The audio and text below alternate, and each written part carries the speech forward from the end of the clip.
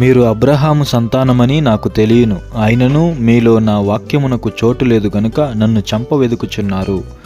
నేను నా తండ్రి యొద్ద చూచిన సంగతులే బోధించుచున్నాను. ఆ ప్రకారమే మీరు మీ తండ్రి యొద్ద వినిన వాటినే జరిగించుచున్నారని వారితో చెప్పెను. అందుకు వారు ఆయనతో, మా తండ్రి అబ్రహామనిరి.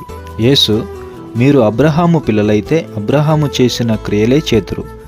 దేవుని వలన వినిన సత్యము మీతో చెప్పిన వాడనైన నన్ను మీరిప్పుడు చంపవెదుకుచున్నారే. అబ్రహాము అట్లు చేయలేదు, మీరు మీ తండ్రి క్రియలే చేయుచున్నారని వారితో చెప్పెను. అందుకు వారు, మేము వ్యభిచారం వలన పుట్టినవారము కాము, దేవుడొక్కడే మాకు తండ్రి అని చెప్పగా, యేసు వారితో ఇట్లనెను, దేవుడు మీ తండ్రి అనే ఎడల మీరు నన్ను ప్రేమింతురు. నేను దేవుని యొద్ద నుండి బయలుదేరి వచ్చియున్నాను, నా అంతట నేనే వచ్చి ఉండలేదు, ఆయన నన్ను పంపెను. మీరేలా నా మాటలు గ్రహింపకున్నారు?